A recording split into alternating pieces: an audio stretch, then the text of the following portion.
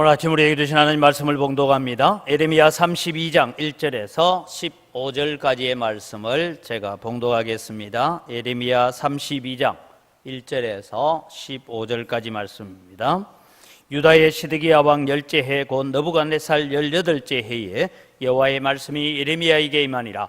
그때의 바벨론 군대는 예루살렘을 애워싸고 선지자 에레미야는 유다의 왕의 궁중에 있는 시위대 뜰에 갇혔으니 이는 그가 예언하기를 여호와의 말씀에 보라, 내가 이 성을 바벨론 왕의 손에 넘기리니 그가 차지할 것이며 유다 왕 시드기야는 갈대아인의 손에서 벗어나지 못하고 반드시 바벨론 왕의 손에 넘겨진 바 되리니 입이 입을 대하여 말하고 눈이 서로 볼 것이며 그가 시드기야를 바벨론으로 끌어가리니 시드기야는 내가 돌볼 때까지 거기에 있으리라.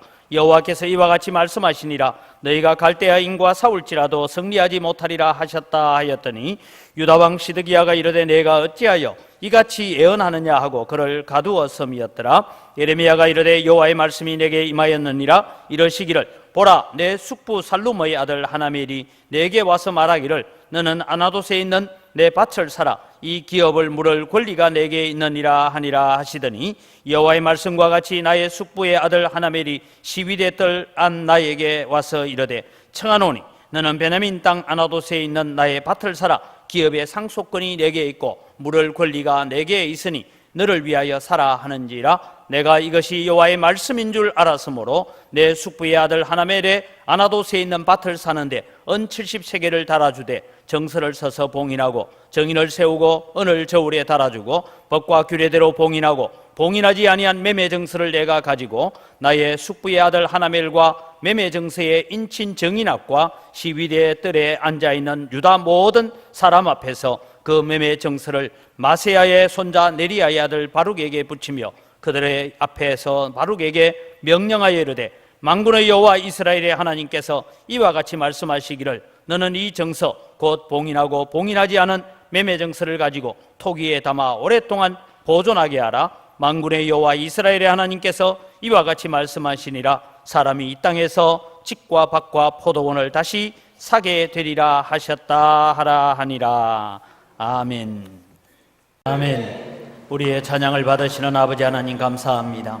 우리가 어떤 길을 걸어가든 어디에 있든 하나님을 찬송하고 하나님을 예배하며 하나님께 영광 돌리는 삶을 살아가겠다고 고백합니다. 이 고백들이 우리의 삶 가운데 아름다운 열매로 나타나게 하여 주시옵소서. 이 시간도 저희들이 말씀 듣기를 원합니다. 오셔서 우리에게 말씀하여 주시고 깨닫는 은혜들을 허락하여 주시옵소서. 감사합니다. 예수님 이름으로 기도드립니다.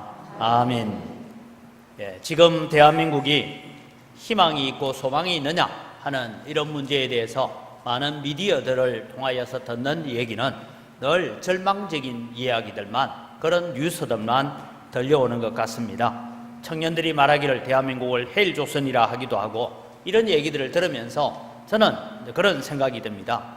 이 뉴스를 전하는 미디어들이 할 수만 있으면 좀 부정적인 용어들을 많이 사용하고 있다, 그런 생각이 듭니다. 그래서 그 뒷면에는 여러분 부정적이고 절망적이고 좌절을 자꾸 심어주는 이야기들을 하고 있는 그 뒤에는 뭐가 있느냐 하면 마귀가 있습니다. 이 얘기 듣고 방송실 볼륨 조금 조절해 보세요. 이 얘기를 듣고 또 여러분 가서 야, 너 그 마귀더라 이래 얘기하면 안 됩니다. 그 배경에, 그 뒷면에는 우리에게 희망을 가지고 소망을 가지고 꿈을 가지게 만드는 것은 하나님이신데, 여러분 우리 속에 자꾸 절망과 좌절을 가지게 만드는 것은 악한 마귀가 자꾸 그렇게 해가고 있다, 그런 얘기입니다. 자, 여러분 이제 우리 대한민국을 한번 점검해 봅니다. 대한민국은 지금 역사상 유례없는 불경기를 맞이하고 있다, 그런 얘기를 듣습니다. 정치권은 혼란합니다. 국제 상황은 여러분 어떻습니까? 우리가 남북 관계나 북미 관계나 이런 여러 가지 상황들을 볼 때에 결코 우리에게 좋은 소식은 아닌 것처럼 보여지게 됩니다. 그러나 오늘 사랑하는 성도 여러분, 우리는 하나님을 믿는 하나님의 백성들, 성도들은 눈에 보이는 현상만을 바라볼 것이 아니라 눈에 보이지 않는 하나님을 바라보시기를 바랍니다. 눈에 보이는 환경만 바라보는 것이 아니라 눈에 보이지 않는 하나님의 능력까지 바라볼 수 있는 그런 영안을 달라고 기도하는 여러분 되시기를 바랍니다. 지난주에 제가 그런 얘기를 드렸습니다. 우리의 상황이 아무리 어렵다 할지라도 우리의 영적 이정표를 바르게 세우고 하나님께로 돌아오기만 하면 우리에게는 소망이 있다. 그것을 말씀드렸습니다. 그래서 너희의 길표를 세우고 너희의 이정표를 바로 세워서 내게로 돌아오라고 지금 부르고 계시는 하나님 앞에 우리가 돌아가기만 하면 소망이 있고 희망이 있고 꿈이 있는 줄 믿으시기 바랍니다. 지금 한국 교회와 한국 사회는 다시 한번 하나님 우리에게 영적인 부흥을 허락해 달라고 기도해야 될 때라고 생각합니다. 왜냐하면 여러분, 교회와 성도가 바로 이 땅을 살리는 자가 되어야 됩니다. 저는 늘 기도할 때마다 대통령이, 장관이, 어느 기업가가 대한민국을 살린다고 보이지 않습니다. 그것은 눈에 보이는 현상이에요. 그러나 그 현상 뒷면에 일하시는 하나님이 계시는 거죠. 그 하나님이 일하셔야 우리에게 소망이 있고 꿈이 있습니다. 그렇다면 오늘 우리는 하나님이 일하시도록, 하나님이 역사하시도록 하는 일은 누가 합니까? 교회가, 성도가 하나님 앞에 이정표를 세우고 기도할 때에 그런 일이 일어난다라는 것입니다. 여러분, 대한민국 역사를 잠시 한번 살펴보겠습니다. 여러분, 지난주에도 제가 그런 말씀드려요. 100년 전에 이 광주 땅에 들어왔던 선교사님들을 보여드리고, 그때 광주천 보셨죠? 그죠? 그때로 돌아가서 살아라면 살 수 있을까요? 없을까요?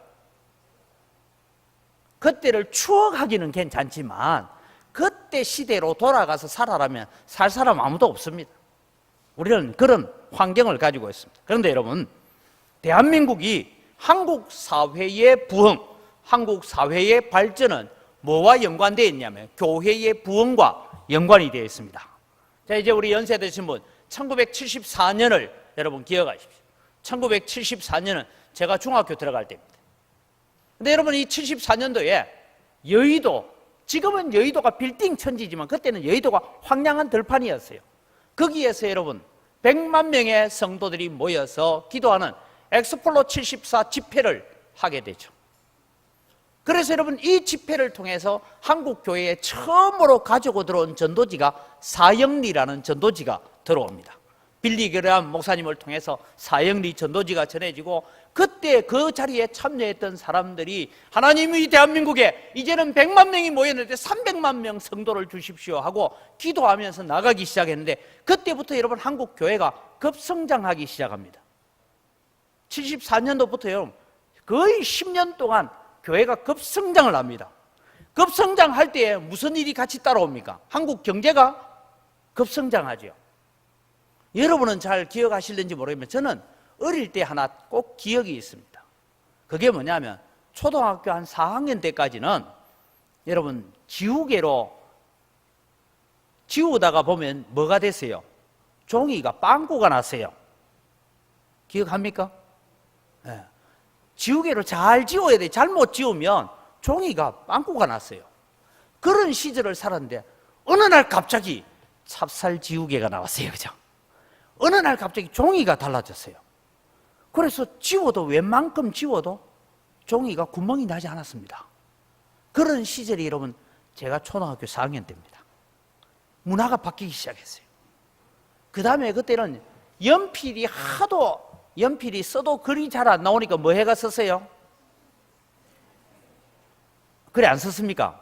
진하게 나오라고 침 발라가지고 그래가 글 썼어요. 그래서 어떤 사람은 붓글씨 쓰다고 날 찍어가지고 입이 새카매지기도 하고 이랬어요. 그런 어려운 시절이 있었습니다. 그런데 여러분, 교회가 영적으로 성장하고 교회가 부흥되어지고 예배당 짓고 막 그런 일들이 막 일어날 때 한국 사회도 같이 성장해 갔습니다. 1984년 기독교 100주년 기념대회를 합니다.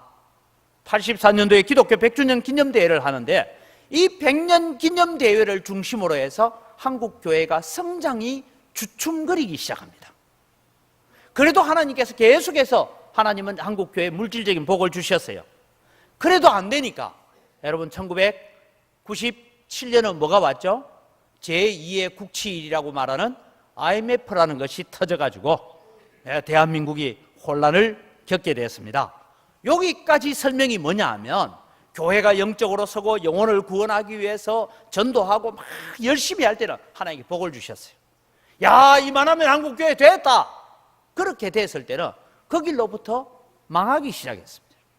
그렇다면 여러분, 오늘 우리가 살아가면서 다시 우리가 희망을 논의하며 삽시다 할 때에 뭘 해야 될까? 교회는 생명 살리는 일, 영혼 건지는 일, 우리가 하나님 앞에 돌아가는 일을 회복하고, 지난주에 말씀드린 게 우리의 영적 이정표를 세워서 하나님 앞에 돌아가기만 하면 하나님이 다시 일하실 줄 믿습니다. 오늘 그것을 말씀을 통해서 나누어 보려고 합니다. 여러분, 개인적인 내 영적 회복이, 영적 부흥이 바로 여러분의 가정에, 여러분의 가정 경제를 살리는 부흥의 길이 될 것입니다. 그리고 교회의 영적 회복이 곧 나라와 민족을 살리는 부흥으로 이어져 간다라는 것을 기억해야 됩니다. 그래서 교회가 부흥하지 않으면 그 국가는 미래가 없습니다. 교회가 영적으로 부흥되어지기 시작하면 그 나라가 어떤 어려운 가운데 있어도 하나님께서 다시 역사하셔서 만들어 가시더라라는 것을 오늘 보게 됩니다. 오늘 여러분, 예레미야서, 지난번 주에 설명했기 때문에 간략하게 설명합니다. 오늘 예레미야가 지금 예언하는 시기를 두고 시드기야 왕 10년째라고 말합니다.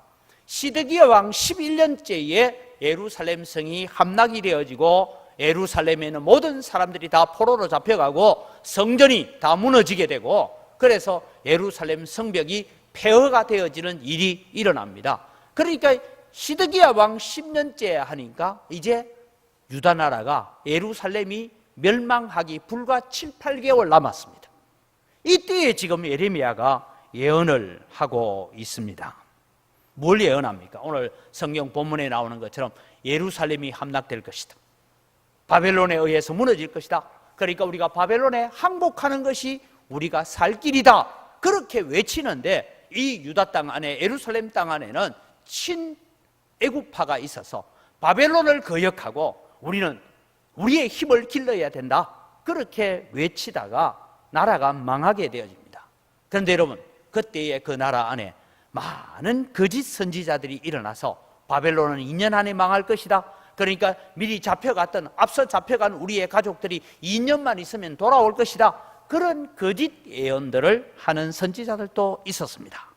이럴 때에 예레미야는 감옥에 갇혀 있는데 그날 밤에 하나님께서 찾아오셔서 말씀하십니다. 예레미야야, 내일 내 숙부의 아들, 여러분 숙부의 아들 해는 어렵게 생각하면 사촌 동생입니다. 내 사촌 동생이 와서 지금 우리 가정 형편이 너무 어려워서 먹고 살기조차 힘드니까 내 밭을 당신 담보로 잡아서 내게 돈을 좀 주십시오. 이 담보를 잡는 데는 우리가 이스라엘 법을 보면 50년 동안 내가 담보 잡아서 그것을 내가 지상권을 가지고 있다가 50년 뒤에는 이 땅을 다시 본 주인에게 돌려줘야 되는 이런 희년 제도가 있습니다. 예레미야의 사촌은 바로 선지자의 집안에 있는 제사장 가문입니다. 그래서 그런 일들이 있는데, 당신의 형편도 어렵겠지만 지금 우리 집의 경제적 형편이 너무 어려우니까 나의 밭을 좀 사주십시오 라고 찾아올 것이다. 그 얘기를 밤에 계시를 들었어요. 근데 아니나 다를까 아침에 이 사촌 동생 하나멜이 찾아와서, 형님, 지금 우리가 죽도 하나 끓여 먹을 수 있는 양식이 없으니까 내 밭을 담보로 해서 당신 사고 내게 좀 돈을 주셔서 우리 이 어려운 시기에 먹고 살 수 있도록 좀 해달라. 그 얘기를 부탁을 하고 있습니다. 자, 여러분, 지금은 전쟁 중입니다. 나라를 잃어버릴 것입니다. 70년 동안 포로가 될 것입니다. 그러면 여러분, 전쟁 중에 가장 필요한 것은 무엇일까요? 땅 문서입니까? 돈입니까? 돈도 아닙니다. 금이 중요해요. 왜? 전쟁 나면 한국 돈 가치가 없어요. 그렇죠? 그래서 여러분, 전쟁이 터진다 하면 사람들은 늘 금을 사모으고 하여튼 빨리 가서 현금화할 수 있는, 다른 나라에 가서도 현금화할 수 있는 그런 것들을 사모으는 일들을 하게 됩니다. 그러면 여러분, 지금 에레미야가 애언하고 있는 이 시절에 밭을 살 때입니까? 언전을 준비할 때입니까? 언전을 준비해야 되는데 이 에레미야는 하나님의 계시를 받고 언전 70세겔을 자기 사촌 동생에게 주면서 밭을 사고, 그 밭을 사고 난 다음에 이 매매 정서, 내가 이 땅을 50년 동안 내가 관리할 수 있는 지상권을 내가 샀다 하는 그런 정서를 쓰고 그것을 기록을 남겨두고 있다 하는 이 얘기가 오늘 성경의 기록입니다. 이 기록을 통해서 하나님께서 우리에게 하시고 싶은 말씀이 무엇이고, 예레미야가 지금 멸망 직전에 있는 유다 나라 백성들에게 예레미야의 행동을 통해서 하시고 싶은 말씀이 무엇인가를 살펴보면서 오늘 또 여러분 이런 여러 가지 어려운 경제 지표 속에서 우리는 하나님께서 교회를 통하여 하시는 말씀, 하나님께서 성도들에게 주시는 약속이 무엇일까를 들여다 볼 수 있기를 바랍니다. 오늘 여러분 절망적이고 아픔이 있고 여러 가지 뉴스들이 아마 여러분 보셨는지 모르겠습니다만 미국 7함대가 지금 일본하고 한국 사이에 와 있답니다. 뭐하러 왔을까요? 북한 보고 너가 미사일 한 번만 더 쏘면 확 이러려고 지금 와 있는 거예요. 그래서 어디에서는 미국이 한국하고는 전혀 상관없이 북한을 치기 위한 준비를 다 했다, 훈련을 다 했다, 이런 얘기 들으면서도 여러분 금을 안 사는 거 보니까 참 믿음이 좋은 것 같습니다. 지금 상황이 이런 상황이에요. 그런데 여러분, 이런 여러 가지 어려운 상황 속에서 우리는 어디에 소망을 둬야 될까? 교회는 어디에다가 희망을 말할 수 있고 희망을 논하면서 살아야 될까? 그것을 오늘 살펴봅니다. 첫째는 우리는 여러분 철저히 하나님 말씀만을 사모하고 순종할 때에 우리에게 소망이 있는 줄 믿으시기 바랍니다. 여러분, 어려운 때일수록 유언비어가 많이 난무하게 됩니다. 시대가 혼란해지면 많은 유언비들이 떠돌아다닙니다. 그래서 성경에도 말세가 되면 사람들이 자기 귀만 즐거워하는 소리에 귀를 기울이게 될 것이다 라고 말하면서 디모데후서 4장 3절 4절을 보면 때가 이르리니 사람이 바른 교훈을 받지 아니하며 귀가 가려워서 자기의 사욕을 쫓을 서성을 많이 두고 또 그 길을 진리에서 돌이켜 허탄한 이야기를 쫓으리라 했습니다. 여러분, 때가 이르리 말세가 되어지면 사람이 바른 교훈 듣기는 싫어하고 귀가 가려워서 자기의 사욕을 쫓을 서성을 두고 허탄한 이야기에 귀를 기울인다라는 것입니다. 여러분, 오늘 예배를 오시면서 그런 각오를 하고 오신 분이 있습니까? 오늘 교회 가서 목사님이 오늘 설교하면서 내 죄를 지적하고 한 주간의 내 삶을 꾸짖으면 겸손하게 아멘하고 받아들여야지 이러고 오시는 분 있어요? 오늘 또 목사님 무슨 재밌는 얘기를 하고 좋은 얘기를 하고 우리를 격려해 주고 위로해 줄까 그러고 교회 오지 않습니까, 여러분? 어느 쪽이에요? 여러분, 근데 오늘 교회 오셨어. 왔는데 목사님이 뭔 성질이 났는지 말이야. 예수 믿으려면 똑바로 믿어 좀. 그래 믿어 되겠어? 뭐 이런 얘기를, 그런 설교만 여러분 한 30분 하면은 다음 주일날 내 교회 오는가 봐라. 내가 각오하고 교회 갔더니만 목사님 뭔지 기분 나쁜 일이 있다고 저런 얘기만. 근데 그 다음 주일날 그래도 참고 왔어. 또 왔더니만 예수를 이래 믿어도 되겠어요? 이 얘기만 계속 하면 여러분 다음 주일날 또 교회 올까요 말까요? 고민이 될 거예요. 그런데 여러분 잘 오셨습니다. 하나님은 여러분을 사랑하셨습니다. 하나님은 여러분에게 잘 되게 할 겁니다.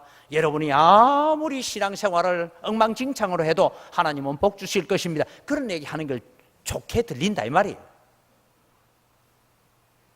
지금 유다에 처한 형편이 이런 형편입니다. 희망이 없습니다.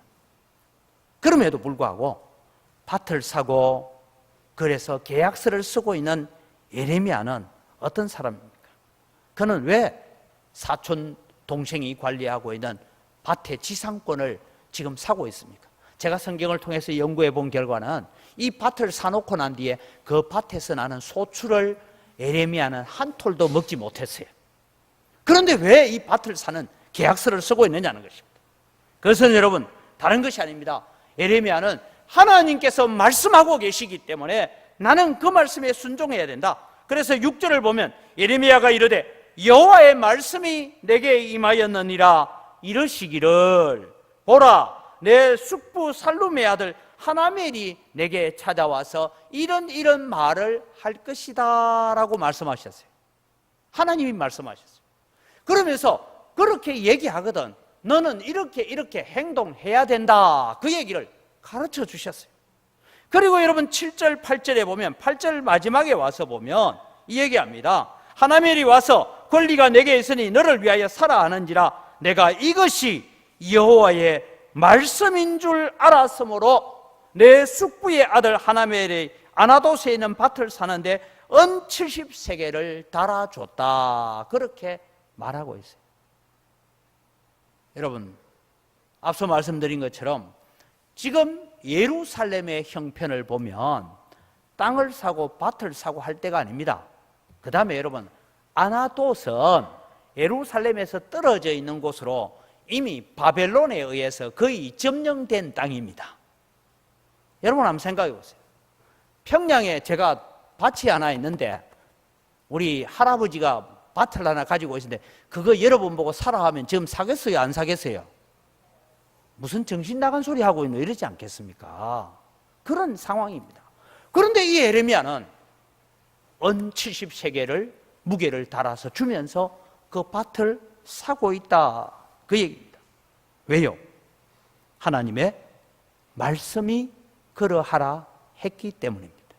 오늘 여러분 우리는 어디에 소망을 두고 어디에 희망을 두고 살아야 되느냐 하면 대통령 바꾸고 장관 바꾸고 어느 기업 총수 바꾸는 것에 우리가 소망을 두고 사는 것이 아니라 우리는 하나님의 말씀에만 희망이 있고 소망이 있는 줄 믿으시기 바랍니다. 저는 늘 말씀드립니다. 인류의 세상은 앞으로의 세상은 어떤 방향으로 갈 거냐? 간단한 방향으로 갑니다.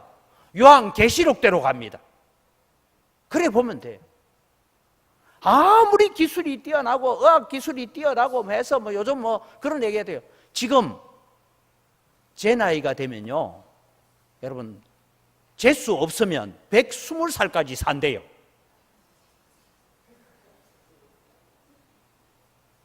그게 여러분 지금 의학 발전에 의해서 120살까지 살 수 있다는 거예요.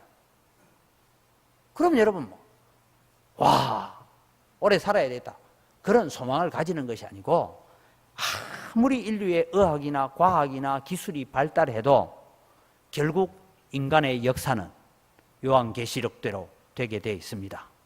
그렇다면 여러분 우리는 요한계시록대로 믿고 성경대로 믿고 성경대로 준비하고 성경대로 하나님 앞에 응답하고 헌신하는 여러분 되기를 바랍니다. 지금 예레미야가 예루살렘이 지금 포위돼서 멸망 직전에 있는 상황 속에서 예레미야는 무엇을 하고 있냐? 나는 예루살렘이 망할 것이다. 70년 동안 포로 갔다 올 것이다. 내가 70년 뒤에 살아있을 것이냐? 이미 예레미야가 이 예언을 할 때쯤 돼서는 예레미야 나이가 50이 넘었어요. 제 나이쯤 됐어요. 70년 뒤에 예레미야 살아있을까요? 그런데 예레미야는 땅을 사고 계약서를 쓴다는 거예요. 아들을 위해서 계약서 썼구나. 참고로 여러분 예레미야는 결혼을 안 했습니다. 결혼을 안 했으니까 자식이 있어요 없어요? 아이 입양도 안 했어요. 그러니까 여러분 나이가 한 60이 돼가 노총각이 자기가 70년 뒤에 일어날 일을 위해서 땅 사고 문서 쓴다는 것은 어리석기 짝이 없는 일이에요. 그만큼 어리석은 일인데 왜 예레미야는 그 일을 하고 있느냐? 하나님의 말씀이 하라고 하기 때문에. 사랑하는 성도 여러분, 오늘 우리에게는 하나님의 말씀이 직접적으로 잘 들리지는 않습니다. 저도 기도하다가 한 번씩 이럴 때 하나님 우리 이 누문동 재개발 어떻게 되겠습니까? 하나님 물으면 하나님께서 야 걱정하지 마라 내가 일을 해줄게. 답을 주면 얼마나 속 시원하게 일을 하겠어요. 그런데 아무리 물어도 답을 안 주시네. 그런데 뭐는 주시는지 압니까? 지금 이 상황에는 이렇게 대처해라라는 지혜는 주고 계세요. 그거 외에는 아무것도 없어요. 그래서 제게 주어진 환경과 지혜에 따라서 최대한 최선을 다해서 제게 주신 은사를 가지고 그냥 대처를 해갈 뿐이에요. 일은 누가 하십니까? 하나님이 하실 거예요. 근데 여러분, 오늘 우리에게는 하나님 말씀이 직접 들리지 않지만 하나님은 지금도 우리에게 직접 말씀하고 계세요. 무엇을 통해서? 성경을 통해서. 성경을 읽고 성경을 듣고 설교를 듣고 하나님의 말씀을 듣는 것을 통해서 지금 우리에게 말씀하고 계시는 줄 믿으시기 바랍니다. 때로는 그것이 목사를 통해서 말할 수 있고, 때로는 그것이 구역장을 통해서 말할 수 있고, 때로는 그것이 믿음 좋고 기도 많이 하는 분들을 통해서 우리에게 권면하면서 하시는 말씀일 수도 있고, 때로는 하나님께서 불신자의 입을 열어서라도 우리에게 말씀하시는 하나님이신 줄 믿으시기 바랍니다. 그럼 그것을 깨달으려면 어떻게 되느냐? 하나님의 말씀에 순종하겠다라는 마음의 자세를 가지고 있으면 하나님의 말씀이 들리는데, 하나님은 말씀하십시오, 나는 내 알아서 살겠습니다, 이러고 사는 사람한테는 천사가 직접 와서 얘기해도 그 말이 귀에 안 들려요. 말씀이 안 들려요. 하나님 말씀하십시오, 제가 순종하겠습니다. 그런 마음 자세로 하나님 앞에 말씀을 듣는 여러분이 되시기를 바랍니다. 우리는 예레미야처럼 하나님의 음성을 듣기 위한 준비를 해야 됩니다. 그때 희망이 있고 거기에 소망이 있고 거기에 꿈이 있고 거기에 하나님의 비전이 있다는 것입니다. 우리는 자꾸만 하나님의 말씀보다는 잡다한 사람들의 소리에 귀를 기울일 때가 많습니다. 그러다 보니 그 사람의 말이 우리를 좌절하게 만들고, 때로는 분노하게 만들고, 때로는 절망하게 만들고, 실망하게 만들고, 그래서 비관주의에 빠지도록 만드는 일을 하나님께서 하시는 것이 아니고 마귀가 하고 있다, 이 말입니다. 그렇다면 여러분, 우리는 그 모든 일들을 두고 분별할 수 있는 지혜를 달라고 기도하셔야 되고, 그리고 분별하여 하나님의 음성 앞에 내가 순종하겠습니다라는 마음의 자세를 가지고 살아갈 때에 우리는 다시 희망을 논하고 희망을 말하고 소망을 말할 수 있는 은광교회가 될 줄 믿습니다. 두 번째로, 우리는 지금 우리 교회뿐만 아니라 이런 절망적이고 아픔이 있는 환경 가운데서도 어떻게 교회의 희망, 교회의 소망을 다시 준비해 가고 말할 수 있습니까? 두 번째는, 교회는 하나님의 약속을 붙들 때에 소망이 있는 줄 믿으시기 바랍니다.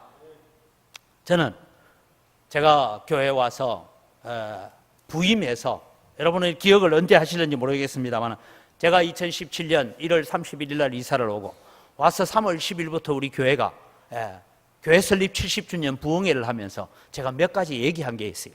첫째 하나 얘기한 건, 교회 100주년 기념식 때는 내가 와서 설교한다. 그때 내가 나이 87밖에 안 된다 얘기를 했는데, 기억하시고 그때 꼭 초청하시기를 바랍니다. 고개 끄덕거리시는 분은 저보다 먼저 천국 갈 거니까 별로 소망을 안 두고, 저보다 젊은 분들은 꼭 기억하셨다가 100주년 될 때는 장 목사님 꼭 불러야 된다, 기억을 해놓으시길 바랍니다. 그 다음에 제가 했던 말씀입니다. 우리 교회가 작년 출석 600명 넘어가면 또 다른 은광교회를 분립 개척하는 이 교회의 아름다운 전통을 우리가 이어가자. 이것은 하나님이 기뻐하시는 일이다. 그 얘기를 말씀을 나누었고, 우리는 새벽마다 그 기도를 하고 있습니다. 이 꿈은 우리의 꿈이 아니라 하나님이 이루어 가실 꿈인 줄 믿습니다. 그래서 여러분, 우리는 뭘 했냐? 하나님의 말씀을 사모하고 순종할 뿐만 아니라 하나님의 약속을 붙들 때에 소망이 있습니다. 오늘 본문을 보십시오. 예레미야는 밭을 샀습니다. 그리고 두 가지 서류를 준비합니다. 하나는 봉인한 서류입니다. 봉인했다는 것은 아무나 열지 못하고 이것을 열 수 있는 자격을 갖춘 사람이 열어라 하고 봉인한 서류를 토기 속에 담아서 영구히 보관해라 라고 말합니다. 아무리 오랜 세월이 흘러도 하나님의 약속은 변함없이 이루어질 것임을 보기 때문입니다.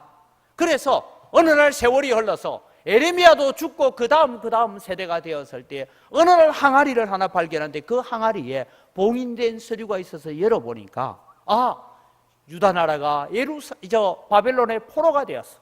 예루살렘이 성벽이 무너지고 폐허가 되었지만 하나님이 70년 포로 기한을 마치고 돌아오게 하시라는 그 약속 때문에 이 땅을 매매 정서를 주고 계약서를 써놓은 것이 여기에 있구나. 아, 이분은 누군지는 잘 모르지만 정말 믿음으로 살았구나. 하나님의 약속은 내 죽음과 상관없이, 내 인생과 상관없이 반드시 이루어지는 말씀이구나. 그것을 후대 사람들이 보게 하기 위해서 이 봉인한 서류를 만들었다라는 것을 말씀하고 있습니다. 다시 말씀드립니다. 예레미야는 70년 뒤에 살아있을 가능성은 전혀 없습니다. 그런데 하나님의 약속은 이루어져 간다라는 것입니다. 사랑하는 성도 여러분, 교회는 하나님의 약속의 말씀을 붙들고 기도하고 헌신하고 희생하고 순종할 때에 우리에게 소망이 있고 비전이 있고 꿈이 있는 줄 믿으시기 바랍니다. 내가 헌신하겠다는 각오를 하고, 내가 주님의 비전을 위해서, 하나님의 꿈을 위해서 내가 희생하겠다는 각오를 가질 때에 하나님께서 그를 들어서 일하시는 하나님이시는 것입니다. 여러분, 마지막 시대가 되고 시대가 어두워질수록 사람들은 더욱더 이기적이 되어갈 것입니다. 자기 중심이 되어갈 것입니다.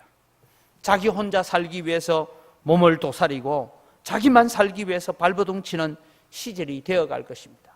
점점 사람들은 무정해지고 점점 사람들은 다른 사람의 관심을 가지지 않는 무관심한 세상을 살게 될 것입니다.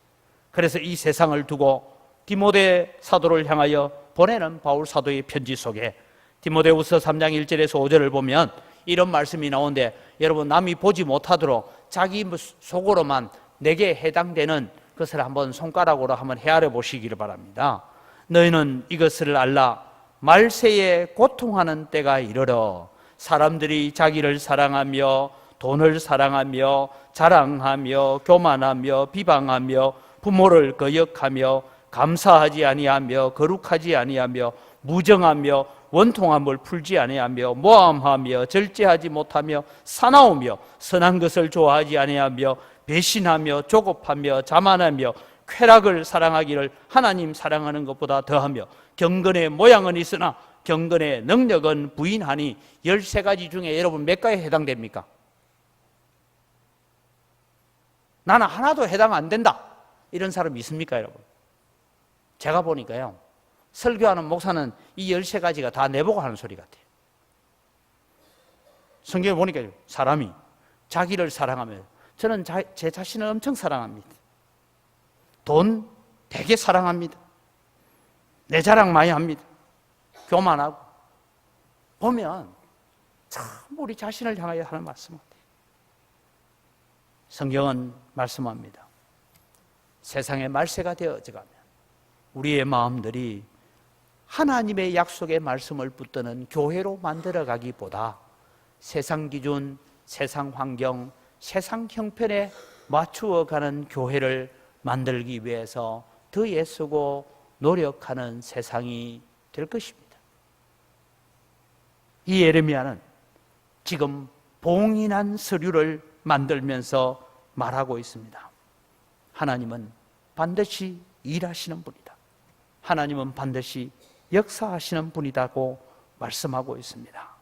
사랑하는 성도 여러분, 오늘 우리가 성도라면 우리는 먼저 하나님의 뜻을 이루어드리고 하나님의 계획을 이루어드리고 나를 통해서 하나님의 뜻이 성취되어지고 나를 통해서 교회가 평안하여 든든히 세워져가는 그런 아름다운 교회를 만들기 위해서 헌신할 각오를 가지는 여러분 되시기를 바랍니다. 예레미야는 70세겔이라는 은전을 낭비하면서 이 일을 하고 있습니다. 공동체가 무너지면 우리 자신이 무너집니다. 나라가 무너지면 그 국민이 무너지는 것처럼 교회가 무너지면 하나님의 백성들이 무너지게 되는 것입니다. 그런데도 불구하고 우리는 늘 무엇을 먹을까, 무엇을 마실까, 무엇을 입고 살까, 거기에 우리의 관심이 집중되어져 가고 있는 것을 보게 됩니다. 그래서 예수님은 말씀합니다. 너희는 무엇을 먹을까, 무엇을 마실까, 무엇을 입고 잘까 염려하지 말라. 너희는 먼저 그의 나라와 그의 의를 구하라.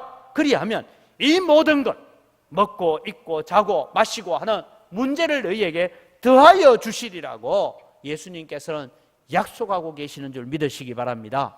그래서 여러분, 오늘 우리의 관심은 어디에 되냐? 내 가정의 개인적인 영달과 개인적인 영화와 개인적인 부귀와 개인적인 어떤 것보다 하나님의 교회의 든든함을 위해서 먼저 헌신할 수 있고 먼저 기도할 수 있고, 하나님의 교회의 든든함을 위해서 먼저 내 시간을 바치고 몸을 바칠 준비를 갖추어 갈 때에 하나님께서 나머지 것들은 더하여 주시는 은혜가 있는 줄 믿으시기 바랍니다. 그런 기적을 경험하는 여러분 되기를 바랍니다. 지금 우리는 소망을 선전해야 됩니다.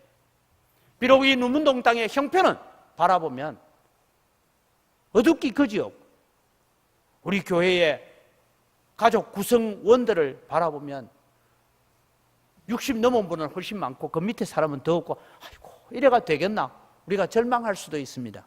그러나 여러분 그렇지 않습니다. 우리가 다시 한번 다음 세대를 위해서 꿈을 꾸고 기도하고 이들을 양육하고 이들을 통해서 하나님의 나라를 세워가야 된다는 그런 꿈을 가지고 나아가야 됩니다. 세상의 환경을 바라보면 절망밖에 없지만 하나님의 약속을 붙들고 사는 자에게 하나님께서 희망을 말씀하고 있습니다. 저는 그래서 새벽마다 기도하면서 기도의 제목이 이것입니다. 하나님, 제가 목회하는 시대에 최소한 2개 정도는 분리 개척할 수 있도록 해 주십시오라고 기도하고 있어요. 어떤 분은 그 기도 들으면 아이고 목사님 될 기도를 좀 하십시오. 지금 우리 형편을 보세요. 이게 되겠습니까? 라고 여러분 말할지 모르지만 하나님 앞에 우리가 그런 소망을 가지고 기도합니다. 최근에 저는 새벽에 그런 기도를 하기 시작했습니다. 하나님께서 만약에 갑작스러운 통일이 이루어져서 저 북한 땅에 교회를 세워야 된다면 어떻게 해야 되겠냐? 그러면 이 얘기하니까 갑자기 걱정이 앞서죠, 그죠? 또 건축원금 얼마나 해야 되노? 이 생각이 들어요. 근데 제가 그런 생각이 들어요. 우리 교회 형편에 이런 봤을 때, 이 재개발 문제가 정비구역이 해제되어지고 하면 땅 얼마 정도는 우리가 잘라서 팔아서 그걸 가지고 부채 상환하고 그 다음에 우리 리모델링 좀 하고 교육관 새로 짓고 뭐 이런 제가 꿈을 가져봐요. 그런 꿈을 가지고 있는데 한편으로 이런 생각이 들어요. 갑자기 여러분 우리가 땅을 한 부분 잘라 팔았는데 돈이 한 40억 들어왔어요. 그럼 부채 갖고 우리가 교육관 하나 새로 짓고 뭐 딱 하려고 하는데 저 함흥에 교회를 세워야 된다 하면 거기에 우리 한 5억을 보내서 예배당 지어야 된다 이러면 아마 이게 재직해내놓으면 이제 이런 의견이 나올 것 같아요. 목사님, 지금 우리 교회 리모델링이 중요하지 그게 중요합니까? 이런 사람도 있고 어떤 사람은 그거부터 먼저 하고 합시다. 뭐 이런 얘기도 할 것 같아요. 어디부터 할 건지 지금부터 기도하고 준비하시기 바랍니다. 그래서 여러분 저는 그런 생각을 합니다. 우리 개인의 이익을 뛰어넘어서 하나님의 영광을 논의해야 되고, 여러분 우리 개인의 어떤 축복을 뛰어넘어서 교회 공동체의 유익을 우리가 논의해야 되고, 우리 영광교회의 유익을 논의하기 전에 하나님의 나라 전체에 대한 유익을 바라보면서 기도할 수 있는 여러분 되기를 바랍니다. 여러분 우리 통일 기도하지만 그냥 통일을 기도하면 주시지 않습니다. 통일을 위해서는 많은 희생과 많은 헌신을 각오해야 됩니다. 그래야 통일이 이루어져요. 이런 일들을 우리가 바라보면서 여러분 우리는 절망할 수밖에 없는 상황들 속에서 우리는 소망을 말해야 됩니다. 그러면서 여러분 우리 주변 사람들에게도 우리는 복음을 전해야 됩니다. 어떻게 전합니까? 예수 믿게 하는데 여러분 다른 말 하지 마시고 이래 하십시오. 예수 믿으십시오. 믿어보면 참 좋습니다. 이래 얘기해야 되는데 인상을 뭐같이 써서 예수 믿어봐라. 진짜 좋다. 아이고 네 표정부터 좀 바꿔라 그러지 않겠습니까? 여러분 예수 믿는 사람은요 마음의 기쁨과 감사를 가지고 살아야 돼요. 그래서 내가 기쁨과 감사를 가지고 살면서 다른 사람에게 야 좀 예수 믿어봐라 이러니까 왜? 예수 믿어봐라 내봐라. 내가 네보다 어렵게 살고 네보다 돈도 없고 네보다 뭐 모든 형편이 다 못하지만 나는 기쁨으로 살고 너는 절망 가운데 살지 않냐. 내 속에 누가 계시기 때문에? 예수님 계시기 때문이다. 그런 얘기를 하니까 또 어떤 사람은 꼭 이런 말 하는 사람이 있어요. 목사님 제가요 교회 나갔습니다. 아 그래요? 근데요 내가 교회 집사까지 땄습니다. 그런데 왜 지금 교회 안 나가요? 아이고 내가 교회 가가지고요 장로한테 내가 돈 1억 띄고요 그 다음에 교회를 다시 옮겨갔더니 권사라는 사람이 사업자금 빌리달라가 또 가서 또 1억 5천 띄고 이제는 만정 떨어져서 내 이제 교회 안 갑니다. 이런 사람도 있어요. 제가 만난 사람이에요. 파출소 소장. 그런데 제가 그분한테 그랬어요. 예, 저도 많이 당했습니다. 저도 많이 당해봤습니다. 예, 저도 압니다. 그래도 예수 믿으십시오. 참 좋습니다. 한번 옆 사람한테 얘기합시다. 예수 믿으십시오. 믿어보면 참 좋습니다. 예, 저도 압니다. 저도 많이 당했습니다. 그래도 예수 믿으십시오. 참 좋습니다. 그렇게 말할 수 있는 여러분 되기를 바랍니다. 나가서 여러분, 그래서 우리는 교회를 자랑해야 돼요. 한국을 복음하고 북한 땅을 복음하고 세계 열방을 복음할 수 있는 그런 믿음들을 우리가 가지고 나아가야 됩니다. 마지막으로 여러분, 절망적이고 아픔이 있는 상황 속에서도 어떻게 교회는 희망을 말하고 희망을 논의할 수 있습니까? 우리는 미래를 바라보는 희망을 가져야 됩니다. 여기에 여러분, 예레미야가 봉하지 않은 서류를, 정서를 만들어놨어요. 다르게 말하면 봉투가 칠해져 있지 않으니까 누구든지 내서 읽어볼 수 있는데 거기에 뭐가 적혀 있습니까? 예레미야가 자기 사촌 하나멜의 땅을 이 50년 동안 한량하도록 임대했고 은 70세겔을 달아줬는데 그 날짜가 언제냐 하니까 예루살렘 성이 바로 무너지기 7달 전에 했단다. 이런 얘기를 후대 사람들이 읽으면서 두 가지죠. 정신없는 짓을 했구만, 이런 사람도 있을 것이지만 하나님의 말씀에 순종했던 예레미야를 통해서 하나님은 주시는 말씀이 이것입니다. 나는 밭을 샀습니다. 쓸모없는 것 같지만 하나님은 내게 희망을 말씀하셨습니다. 포로에서 기환을 말씀하셨습니다. 예루살렘의 회복을 말씀하셨습니다. 하나님의 말씀에 순종하여 나가면 하나님은 우리를 돌이키실 것입니다. 이것을 봉인하지 않은 서류를 통해서 말하고 싶은 내용인 것입니다.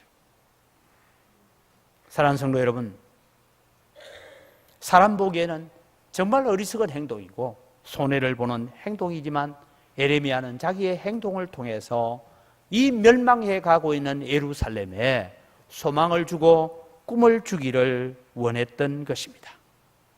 저는 광주에 100년 전 선교사님들이 들어와서 배유지 선교사님이 이 광주 땅에 들어오고 달맞이 선교사님이 광주 땅에 들어오고 했던 그 시절에 그분들이 찍어 놓았던 사진들을 우연한 기회에 수집할 수 있었습니다. 보니까요, 전에 제가 사진 하나 보여드렸죠. 광주천 모습하고 뭐 보여. 그 시절로 돌아가서 살아라면 나는 도무지 못 살 것 같아요. 그런데 여러분, 그분들은 100년 전에 이 광주 땅에 목포를 통해서 들어와서 광주 땅에 들어오면서 그들은 무슨 꿈을 가졌을까요? 다른 꿈을 가진 것이 아니라 은광교회가 이렇게 부흥하고 성장하여서 수많은 은광교회를 분립 개척할 그 꿈을 가지고 그들은 이곳에 죽어간 줄 믿습니다. 자기의 생명을 바쳤고 자기의 자녀들이 풍토병에 죽도록 내버려두고 자기 아내가 죽어가면서도 자기는 이 땅을 떠날 수 없다고. 일본 강점기 시기에 일제 군사들이 와서 그렇게 핍박함에도 불구하고 나는 이 땅을 떠날 수 없다고 그렇게 복음을 들고 이 땅에 남아있었던 그분들이 있었기 때문에 오늘 우리가 있는 거예요. 아마 그분들이 천국에서 우리 은광교회가 이 광주 안에뿐만 아니라 이 전라도 지역에 13개의 은광교회를 분립 개척하고 하는 그 역사를 바라보면서 아마 저는 탈마지 선교사님이 저 공북루에서, 여러분 우리 이 누문동 공북루에서 확장주일학교를 인도했던 그분이 지금 만약에 이걸 본다면 얼마나 기뻐하겠어요. 그렇지 않습니까? 와, 내가 정말 그때 와서 이 확장주일학교를 하면서 내가 저 광주천을 건너와서 주일학교하고 그 미루나무 숲을 가운데서 가르쳤던 보람이 있구나 하고 생각지 않겠습니까? 오늘 여러분이는 이런 꿈을 가지고 일해야 됩니다. 그저 내 시절 한 시절 나는 편안하게 잘 먹고 잘 살다가 가면 그만이다가 아니라 우리는 다음 세대를 위해서 꿈을 가지고 은광교회 미래를 꿈꾸고 은광교회 다음 세대가 정말 은광교회가 100주년 기념대회를 하고 그 다음에 또 은광교회를 통해서 수많은 교회가 개척되어지고 많은 영혼들이 살아나고 이 광주 땅이 복음화 되어지고 이 광주 땅의 복음화뿐만 아니라 전 세계의 복음화를 위해서 일할 수 있는 교회로 세워져가는 그 꿈을 가지면서 오늘도 우리는 하나님 안에서 미래를 바라보고 하나님 안에서 소망을 말하면서 믿음의 헌신과 믿음의 헌신을 감당해가는 여러분을 통해서 하나님께서 일하시고 하나님 안에 소망이 있다라고 말하는 성도들이 되시기를 주의 이름으로 축복합니다. 기도하겠습니다. 하나님 아버지, 지금은 우리에게 고난이 있지만, 지금은 우리에게 여러 가지 어려운 형편이 있고 환경이 있지만, 재개발 문제로 인하여 또 우리 교회 재산권 환수 문제나 이 복잡한 문제들이 우리에게 남아있지만, 하나님 이 고난을 통하여서 오히려 우리를 더 큰 복음의 물결로 바꾸어 가실 줄 믿습니다. 하나님, 우리는 하나님 안에서 다시 소망을 말하고 희망을 말할 수 있는 교회가 되게 하여 주시옵소서. 하나님의 음성에 순복되어지는 기회가 되게 하여 주시옵소서. 우리는 하나님 안에 희망이 있다고, 하나님 안에 소망이 있다고, 다시 소망을 말하고 소망을 꿈꾸고 하나님의 비전을 가지는 교회가 되게 하여 주시고, 이 일에 우리 영광교회 성도들이 존귀하게 쓰임받게 하여 주시옵소서. 감사합니다. 예수님 이름으로 기도드립니다. 아멘.